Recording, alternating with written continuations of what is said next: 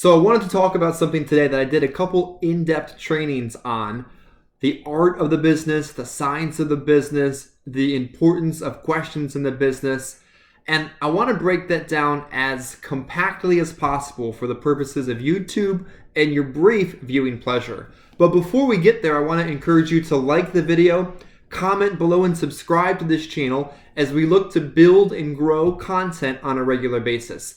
The more interaction you have with this video, the more likely YouTube is to show it to other people that may not have known about us, may not know about the insurance business, or who are in the business and are in desperate need of additional training. So let's talk about the first one today: the science of the business. I've got my notes over here so I can stay on script and I can help you learn a little bit today. The science of the business is defined as the systematic study of the structure and behavior through observation, experimentation, and testing theories against evidence.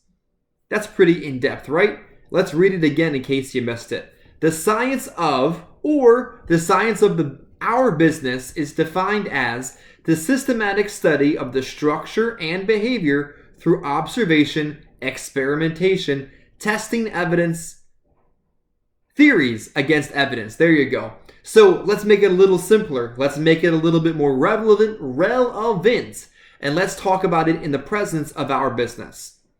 I see our business as having 5 categories when it comes to the science of our business. Number 1, the structure and routine in which you follow. The structure and routine, no, not specifically schedule, but overall structure you have of your business is like the foundation of a building. It's like the frame is built up around and higher and stronger because of this foundation. The structure of your business is the foundation that your business is built on. Next specific item when it comes to the science of the business is your money management.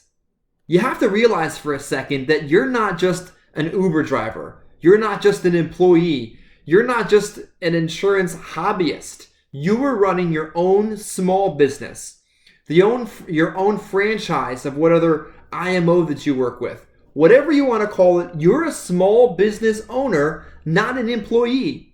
And that requires a different approach. That refers back to this one.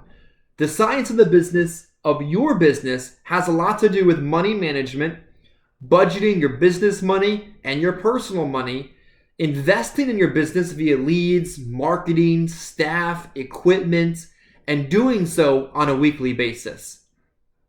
Without this, it's useless. Without this, the entire business begins to crumble or is simply just a foundation with nothing built on it. You have to spend money to make money.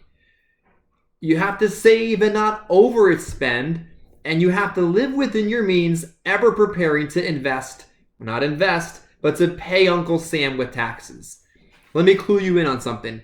It doesn't matter how good you are at this business, how much money you've made and how much money you've saved, if you aren't right with the IRS, if your tax situation isn't under control, when you look to go buy a mansion or a big investment, they're not going to let you do so if you aren't right with the IRS. Number 4. You have to understand in the presence of the final expense market, in the presence of increased lead cost, increased fuel cost, increased competition, and increased operational costs, the value of the cross sale. Understanding the importance of knowing how to sell a Medicare Advantage, how to cross sell a critical illness policy, how to come back in 6 to 12 months and offer more coverage, how to talk about accident coverage and grandkid coverage, to increase your profitability and persistency by adding additional products in the home. Let me tell you something. I had a text chat with Verizon a little while ago. I took this iPad off my Verizon plan because I don't use it anymore. And guess what happened? For as much as I was paying for it to be on the plan, the amount of money I saved wasn't even half of it.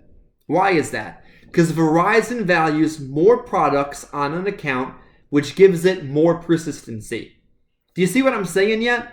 The more products you place in the home, the more persistent you're being. And if you're going into the home simply selling one line of business, you're missing all the other opportunities and all the other persistency you can build into that client. And sixth, the sixth science of our business, I believe, in practice, in theory, and in evidence, is if you reach a level of mastery at this business, you should teach somebody else. That's what I'm trying to do here. Teach you a little bit about what I've done, what I've learned, and what I do, and ideally, it will help your business. So if you've reached a mastery level of your business, teach it to somebody else. Even if it's just a YouTube video, even if it's just a Facebook post, even if it's growing your own agency, teach somebody else. And if you are not around somebody who's teaching you, do some self-evaluation and decide, who am I really working with? Thanks for watching. Like the video. Comment below on what you want to hear, what you want us to talk about, what you want us to train on, and subscribe to the channel so we can continue to grow it. Thanks for watching.